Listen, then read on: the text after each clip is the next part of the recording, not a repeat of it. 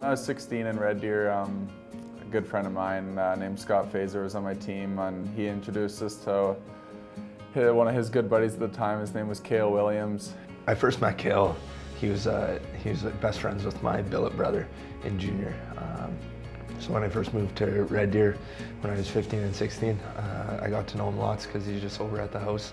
His dad actually worked for our team in Red Deer, so we got to know him, and he's a really close friend of mine and a couple of my teammates.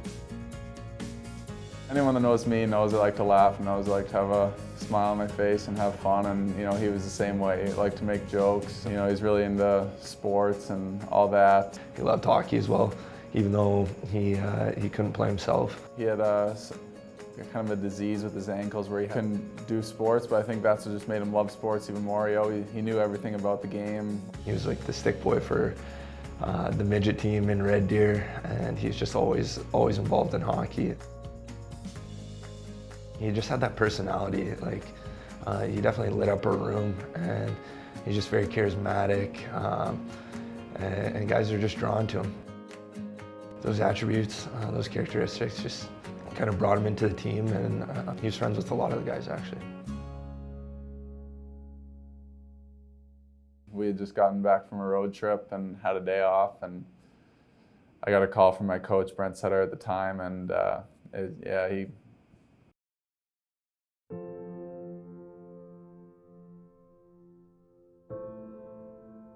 he lost his life to suicide probably around February, and it was very tragic, very sudden, and it was very difficult.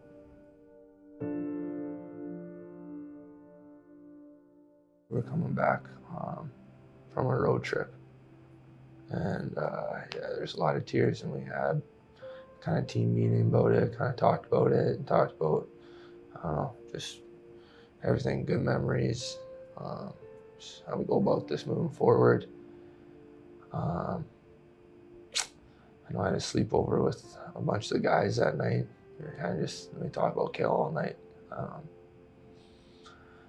It was a tough night. It was tough. The day of his funeral, we played Victoria, and our team actually made a Kale Williams Red Deer Rebels jersey, and the number was 46. That was his favorite number. We saluted his family after. I'll never forget that.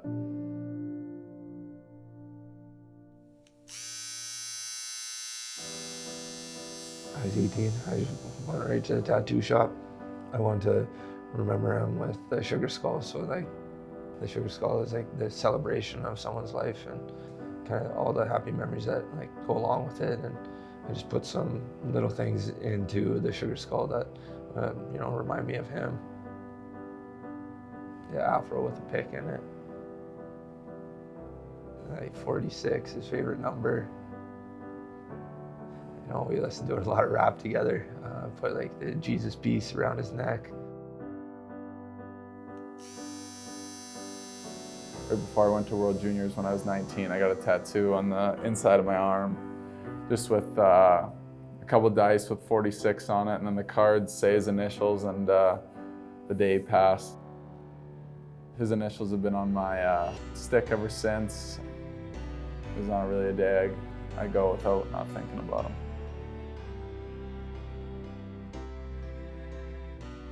It's important to me. I think it was the first time I kind of went through anything like that. I think it was the first time for a lot of us, losing a friend at that young of an age. It's just something that you don't want to go through ever again, and you want to be reminded. And with mental health and stuff, I know me and Fleur talked a lot about it, and that's the craziest part. Is you couldn't even tell or know, and I guess if you did know, you want to have that courage to be able to talk to your friend and have those tough conversations. And everything that is tied into my back is kind of being able to stand up, have that courage, that bravery to talk to those loved ones. I think the message is you're definitely not alone. Your friends and family, they're willing to go to any extent to keep you here with us. You know, there's always someone to talk to. I think that's the biggest thing, is there's always going to be someone there, whether it's, you know, a friend, a parent.